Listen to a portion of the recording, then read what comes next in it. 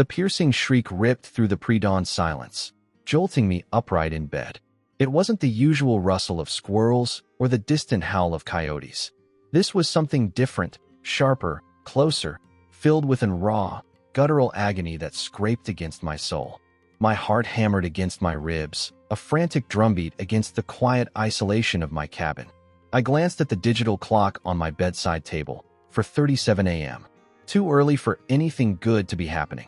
I swung my legs over the side of the bed. The rough would cool beneath my bare feet.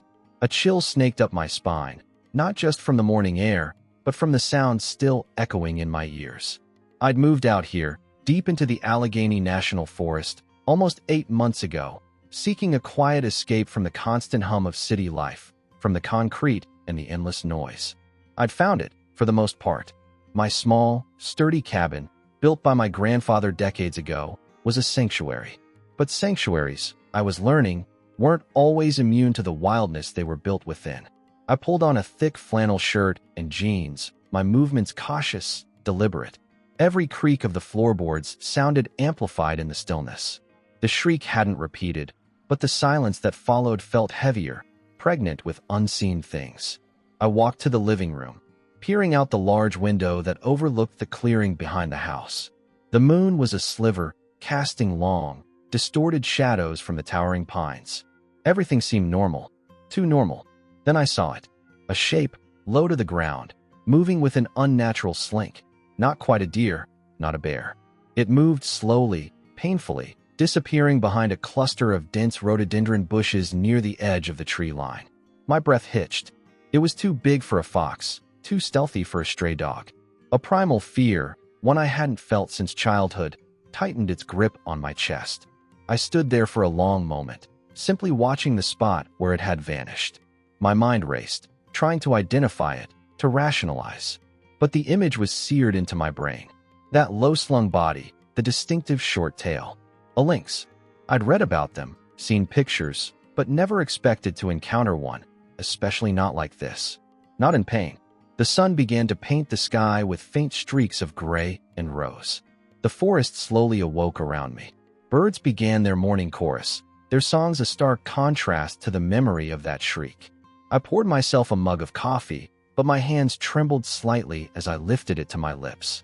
My usual calm routine was shattered. Later that morning, as the sun climbed higher, warming the damp air, a strange compulsion gnawed at me. I couldn't shake the image of that struggling creature. What if it was hurt? Starving? My rational mind told me to stay inside, to let nature take its course. But another part, a deeper, more empathetic part, refused to listen.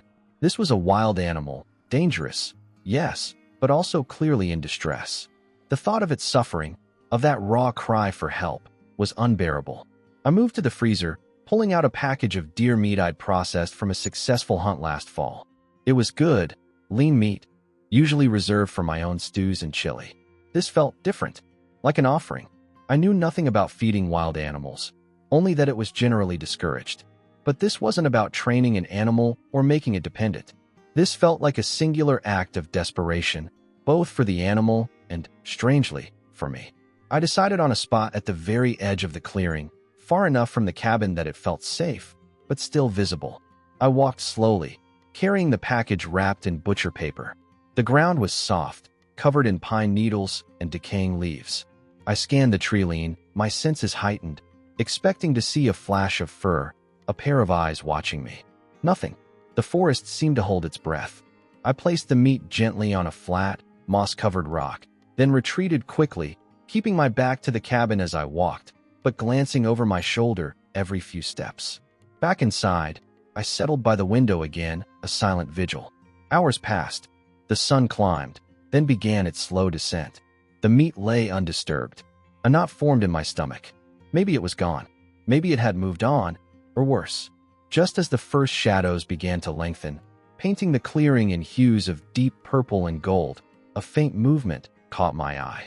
A pair of eyes, luminous and amber, emerged from the rhododendron bushes. The lynx. Its fur, a beautiful mottled brown and gray, was matted in places, its gaunt frame clearly visible. It was even more striking and more fragile, up close than my brief glimpse in the dark. It moved with a slow, deliberate caution, every muscle tensed, its gaze fixed on the meat. It took a long, agonizing moment for it to finally approach the rock.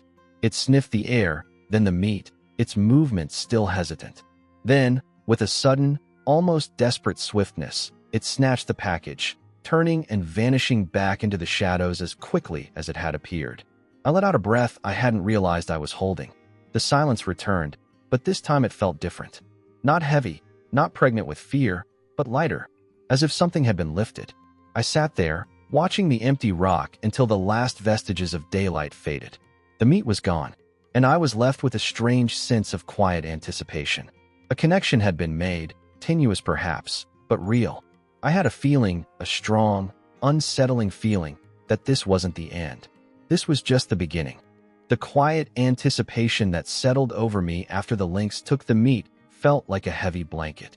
It wasn't fear exactly, more like the calm before a storm. I spent the next day and a half in a strange state of heightened awareness, constantly glancing out the window, listening to every rustle of leaves, every snap of a twig. My usual routine felt meaningless. Chopping wood, reading, tinkering with my old truck. All of it felt like background noise to the silent question hanging in the air. Would she come back? And if so, why? I left more meat out the following evening, just a smaller portion, almost instinctively.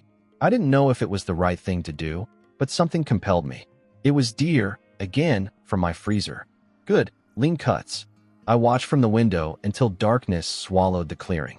Nothing. I felt a pang of disappointment, a strange sense of abandonment. Maybe it was a one-time thing. Maybe she had moved on, found a better, safer place. The next morning, 2 days after that first encounter, the sun was already high, filtering through the pines and casting dappled light on the forest floor.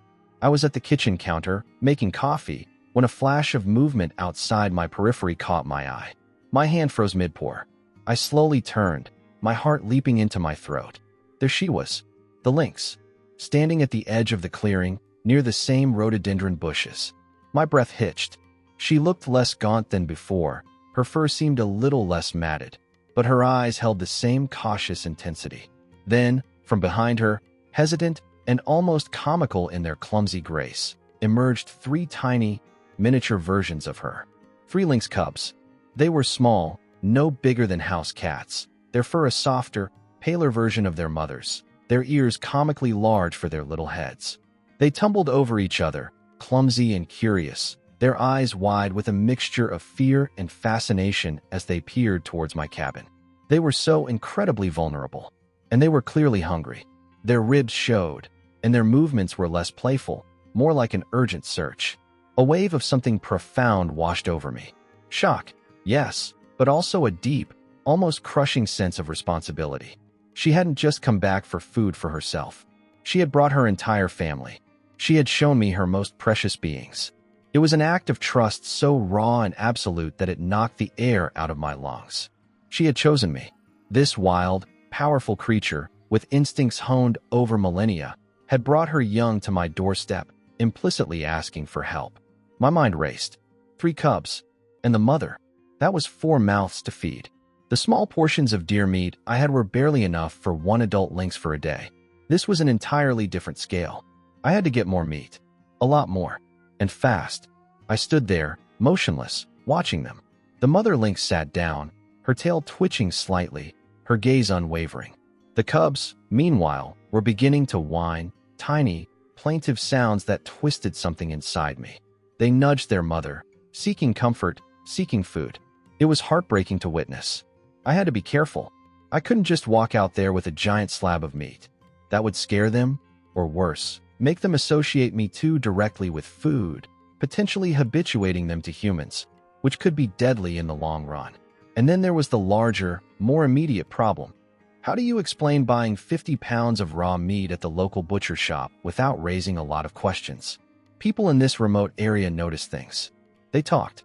I backed away from the window, keeping my movements slow and deliberate. I needed a plan. I needed to think. I had some jerky and canned goods, but that wouldn't cut it. My freezer was decent-sized, but nowhere near big enough for the continuous supply this family would need. The thought of them starving, of those tiny, desperate whines, pushed me into action.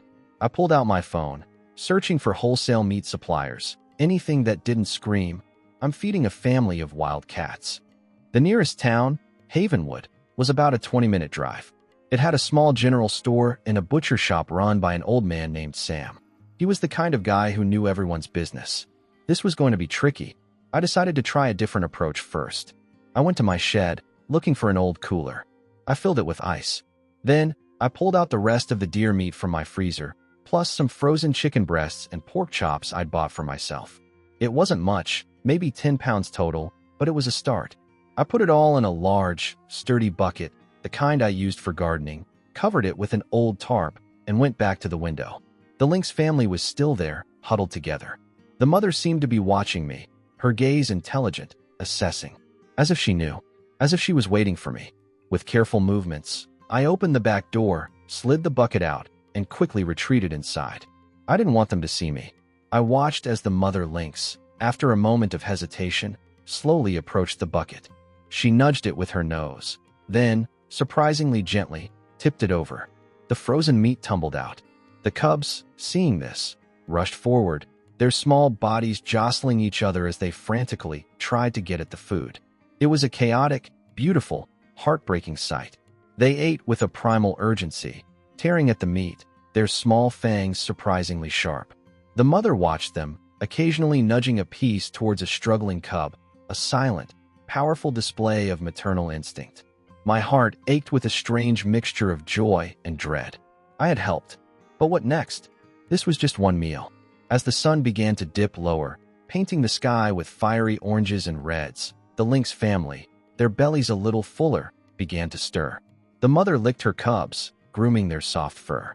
Then, with a quiet grace, she led them back into the deep shadows of the forest. I spent the rest of the evening making lists.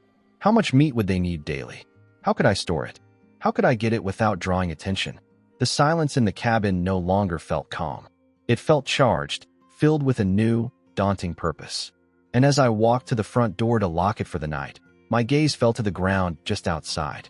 There, pressed into the damp earth beside my porch, were a set of boot prints. Large. Not mine. They hadn't been there this morning. A cold dread seeped into my bones. Someone else had been here. Someone had been watching. The boot prints by the porch haunted me. They were a constant, nagging presence at the back of my mind, a silent reminder that my secluded world might not be as private as I thought. Who had been there? And why? I found myself constantly checking the perimeter of my property, looking for anything out of place. It added a layer of gnawing anxiety to my already complicated new routine. That routine quickly became the center of my life. Every morning, usually around dawn, the mother lynx, whom I'd started silently calling Shadow, would appear with her 3 tiny, perpetually hungry cubs. They were still cautious, especially the little ones, but their initial fear was slowly giving way to a desperate, trusting anticipation. I'd leave out a generous portion of meat, venison, chicken, anything I had, and watch from a distance as they devoured it with an almost frantic energy. It was a beautiful, heartbreaking ritual. Each time I saw them eat, a warmth spread through my chest, but it was always accompanied by a cold knot of worry. This wasn't sustainable. My freezer, once stocked for months, was dwindling fast. I couldn't hunt enough to feed a family of 4 lynxes, and certainly not quickly enough. So, a few days after their arrival, I knew I had to go to Havenwood. The thought filled me with dread. The butcher shop in Havenwood was an old, dusty place with sawdust on the floor and the faint, metallic smell of fresh meat. Sam, the owner, was a gruff man in his late 60s with kind eyes that missed nothing. He wore a stained white apron and always had a pencil tucked behind his ear. My first visit was cautious. "Hey, Sam," I said, trying to sound casual. "Just need some, well, a lot of ground beef. And some chicken quarters." Sam raised an eyebrow, picking up a cleaver. "Quite the appetite, John.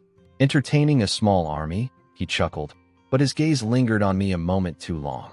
"Just stocking up," I mumbled, my face feeling uncomfortably warm. "Got a big freezer. Trying to cut down on trips." He nodded slowly, without saying anything more, just weighed the meat and gave me the total. I paid quickly and got out of there, feeling his gaze on my back. 2 days later, I was back. And 2 days after that, again. The cubs seemed to grow by the hour, and their appetites grew even faster. Each visit to Sam's was an exercise in subtle deception and mounting anxiety. "Back again, John?" Sam asked, the second time. His voice was flat. "That's a lot of meat for one man. Even a man like you. Out in the woods." "Yeah, well, you know," I stammered, trying to sound nonchalant. "Building up strength for the winter. Plus, a friend's coming to stay for a bit." It was a lie, and it sounded thin even to my own ears. Sam just grunted, but I saw his eyes narrow slightly. The unspoken question hung in the air. "Who are you feeding, John?" The pressure was immense. Every trip felt like walking a tightrope. I couldn't risk him talking, couldn't risk someone finding out. As if the constant worry about Sam and the unseen watcher wasn't enough, another, far more urgent crisis began to unfold. One of the cubs, the smallest one, with a faint, almost invisible white streak on its forehead, started to look weaker. It was slower than its siblings, often struggled to get enough food, and sometimes I'd see it shivering, even on warm days. Its cries were fainter, more pained. My heart ached watching it. I knew that in the wild, the weakest often didn't survive. But I couldn't just stand by. Not after she had trusted me with them. I found myself pacing the cabin, desperate for answers. I knew nothing about animal care, let alone wild lynxes. My mind was a whirlwind of frantic thoughts. Could I risk taking it to a vet? That was out of the question. Too many questions, too much risk. Should I try to capture it, bring it inside? That could put us all in danger, break the fragile trust. One rainy afternoon, as the cub lay unusually still, barely responding to its mother's nudges, a memory surfaced. My grandfather. He had loved this forest. He'd kept meticulous journals, filled with observations about the local wildlife, tips on foraging, even old remedies. I remembered him talking about a specific, leather-bound notebook he called his forest wisdom. I went to the dusty old bookshelf in the corner of the living room, where his books still sat untouched. I ran my fingers along the spines, a mix of old novels and nature guides, until I found it. A thick, worn leather journal, its pages yellowed with age, filled with my grandfather's neat, looping handwriting. I flipped through it frantically, searching for anything about sick animals, anything about felines. Most of it was about trapping, tracking, or identifying plants. But then, tucked between pages describing different bird calls, I found a section, Notes on Feline Health. It spoke of certain herbs, of the importance of hydration, of recognizing symptoms of various ailments. It was vague, but it was a start. It wasn't about lynxes specifically, but general feline health. More importantly, it was a tangible link to my grandfather, a source of guidance from someone who knew this land and its creatures. It felt like a small, unexpected gift, a whisper from the past. The cub's breathing was shallow. It was becoming urgent. The entries in the notebook gave me a glimmer of hope, but also highlighted my profound inexperience. I wasn't a vet. I was just a man in a cabin. But I had to try. I scanned the pages again, my eyes darting over the familiar script. Symptoms of intestinal distress, dehydration, fever. All of it matched what I was seeing. My grandfather wrote about a particular berry, ground into a paste and mixed with water to aid in digestion. I had seen them growing near the stream. I looked out the window at the rain-swept forest, then back at the tiny, struggling cub. A cold resolve settled over me. I couldn't let it die without trying everything. I had to go out there, into the rain, and find those berries. And I had to get closer to the lynxes than I ever had before. This was a dangerous gamble, but I saw no other choice. The air grew heavy and still, the kind of stillness that precedes a great violence.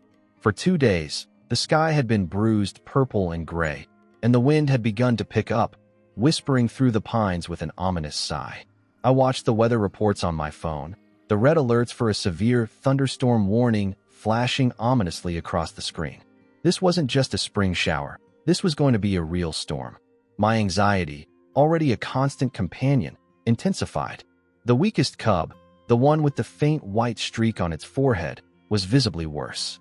It moved less, its breathing was shallow, and it barely touched the meat I left out. Shadow, the mother lynx, nuzzled it constantly, her eyes filled with a desperate vigilance that mirrored my own. I'd spend hours poring over my grandfather's journal, trying to decipher his cryptic notes about forest remedies. The specific berries he mentioned, meant to aid digestion, were hard to find, and harder still to prepare in a way that wouldn't scare the already skittish cub. I felt utterly helpless.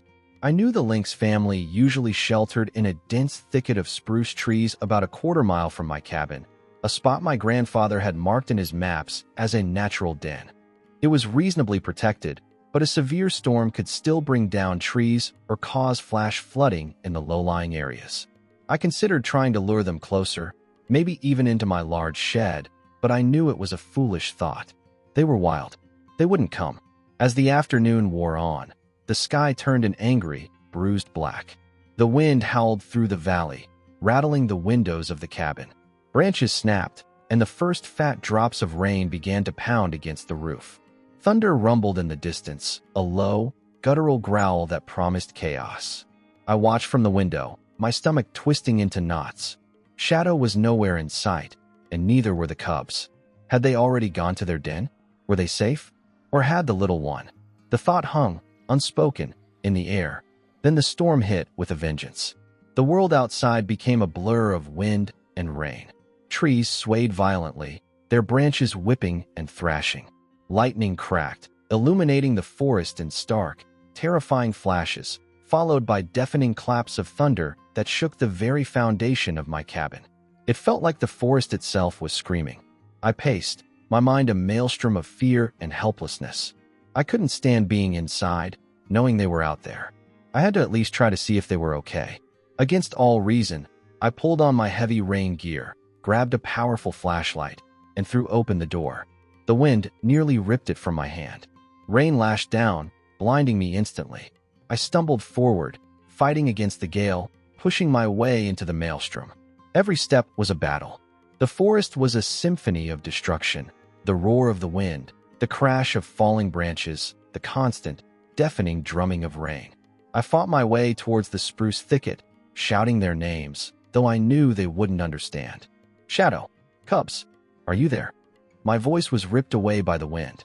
The beam of my flashlight struggled to cut through the sheeting rain, casting eerie, shifting shadows. I finally reached the den. It was battered, but still holding. A quick scan with my light revealed Shadow, huddled deep inside, her eyes wide with fear, but she was there. And beside her, two small, trembling forms. 2, not 3. My blood ran cold. No. I muttered, my voice hoarse. Where was the third?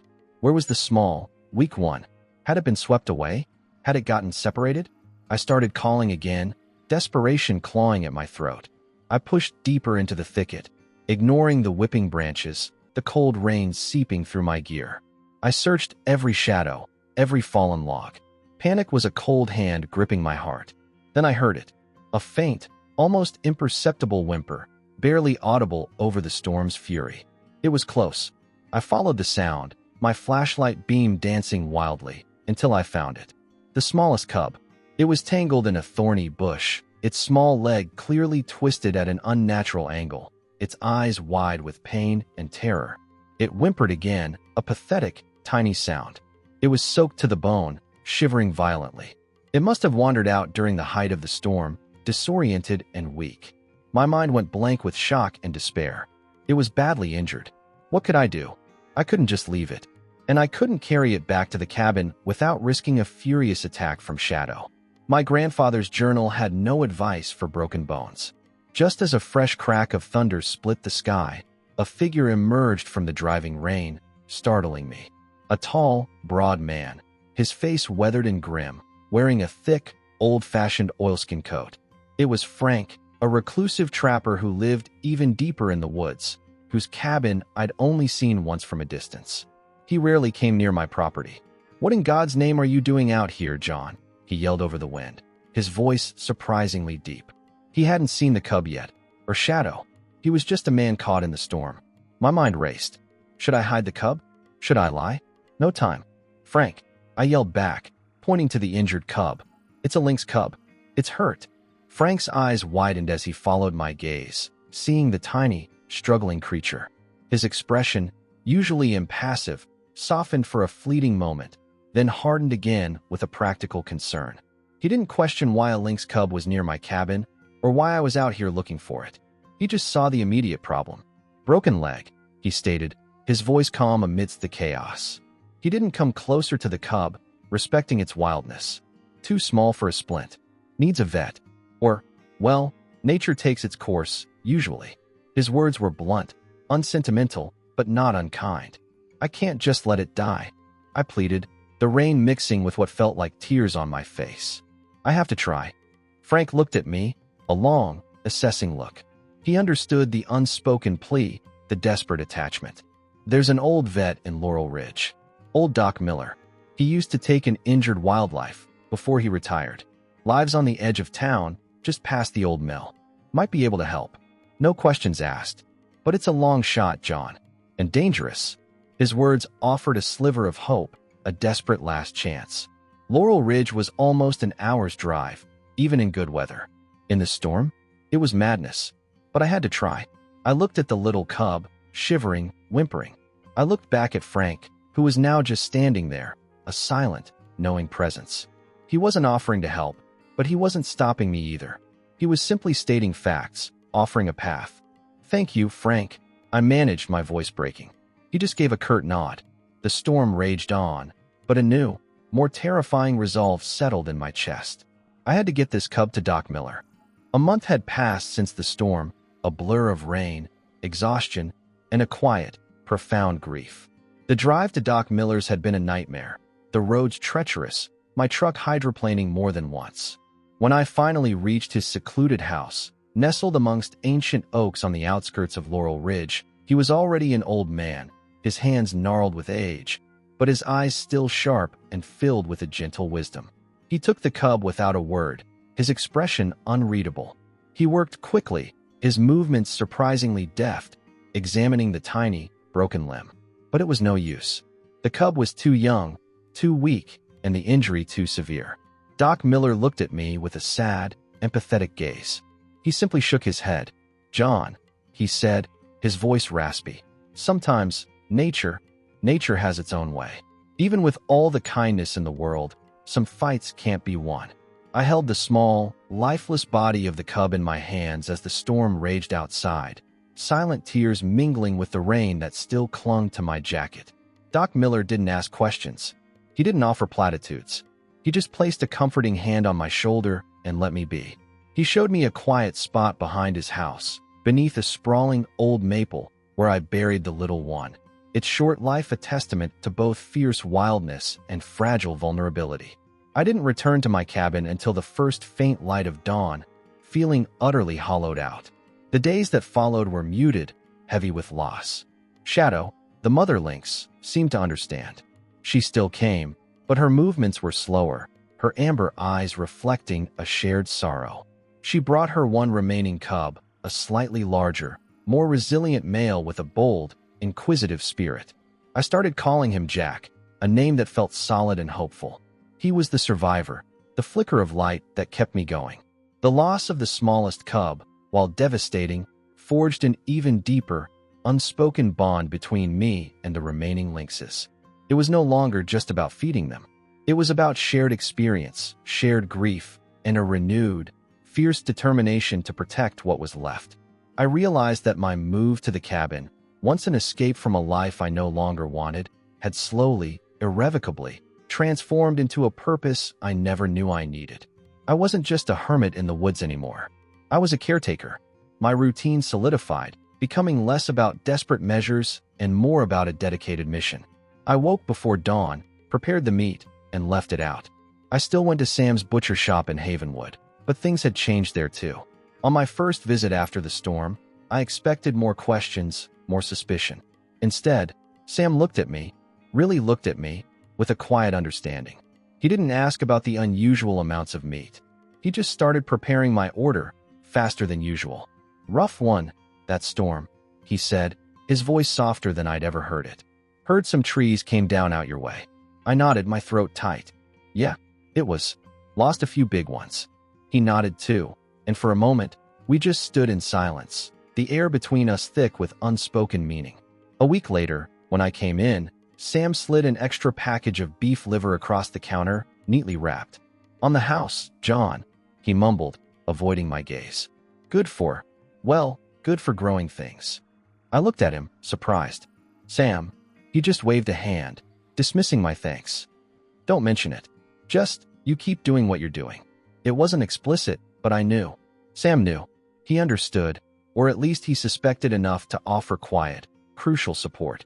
He was part of this unspoken pact, a silent ally in my strange new life. It filled me with an unexpected sense of gratitude and connection. I wasn't entirely alone in this. Months passed. Spring turned into early summer. Jack grew, his clumsy, puppy-like movements giving way to a more agile, graceful stride. He was still a cub, but a strong one, full of playful energy. Shadow, his mother, watched him with fierce pride, her trust in me growing with each passing day. Sometimes, I'd catch her watching me from the tree line, not with suspicion, but with a quiet, knowing gaze. It was a profound connection, built on shared vulnerability and acts of kindness. My days were now filled with the rhythm of the forest and the needs of my unlikely family. I spent more time learning about their habits, their territory, making sure no hunters or curious hikers stumbled upon them. I even started to research wild game preserves, wondering about the long-term future, not just for Jack, but for other animals that might need help. The cabin, once a retreat, had become a base of operations, a hub of quiet, determined care. One clear morning, as the sun painted the forest in golden hues, I watched Shadow and Jack disappear into the dense foliage, their silhouettes melting into the dappled light.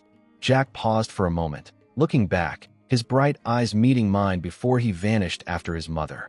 He was learning, growing, preparing to embrace his wild destiny. I stood there, a profound sense of peace settling over me. The pain of loss was still there, a soft ache in my heart, but it was overshadowed by the immense joy of what I had gained. This improbable journey, sparked by a single act of kindness, had not only saved a family of wild lynxes, but it had saved me too. I had found my place, not just in the quiet solitude of the woods, but in the intricate, fragile tapestry of life itself. The echoes of kindness, I realized, never truly faded. They simply transformed, reverberating outwards, changing lives in ways one could never predict, leaving behind a legacy of compassion and hope.